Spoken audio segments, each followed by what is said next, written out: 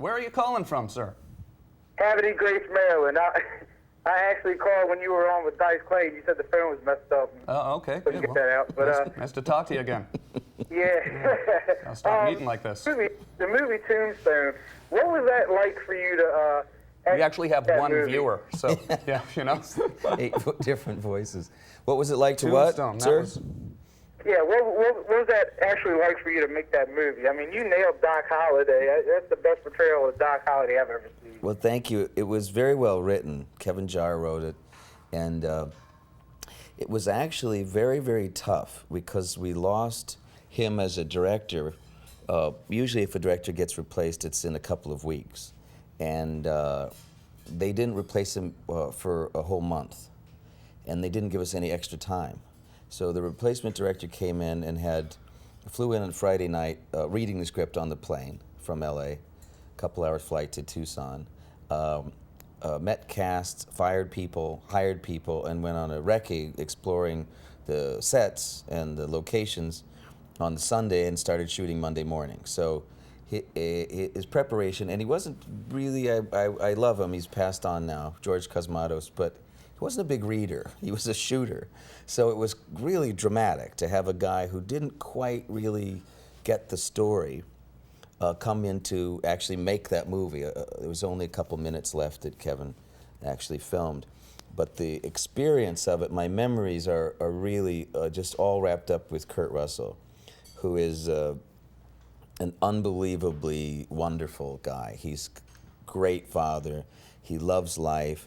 His dad's I don't know what percent, but Native American. And the Native Americans have a kind of different time zone. And Kurt has that. He's just in a different place. And yet a really, really solid work ethic. Many, many nights we'd work so late on the script as editors or writers. So you, Kurt Russell, the writers would all sit down? And They brought in a writer to fix things, but Kurt and I really knew the story. Yeah. And the director didn't have time, or I'm sure he could have, but just didn't have time to, he had no way to know what we should keep and what we should lose, because we needed to cut things. And then we had to switch scenes around. And by the time we were done, over 100 people quit or got fired off of that crew.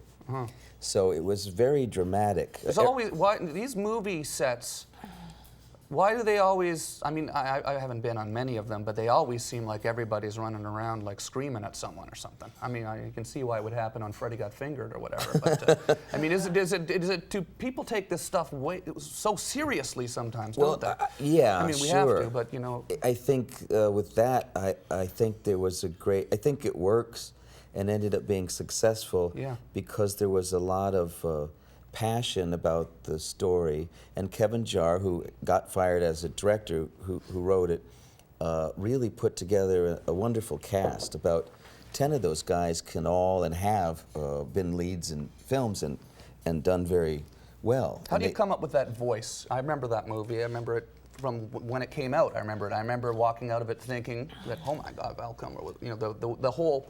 You ended up getting what, whooping cough or something, right?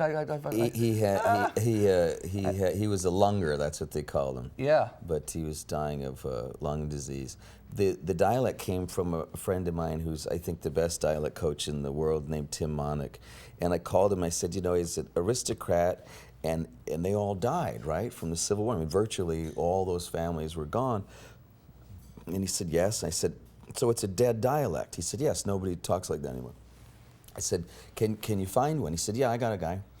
And the tape that he sent me, the man spoke so slowly, we could have a baby before he finished his story.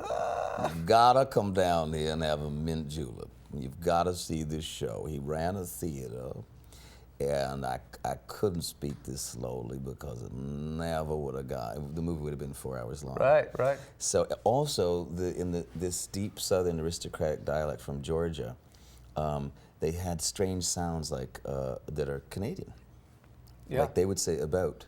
Sure. They had an O sound, and I couldn't make that sound because it just sounded odd. Yeah. Even though it was part of that Southern dialect.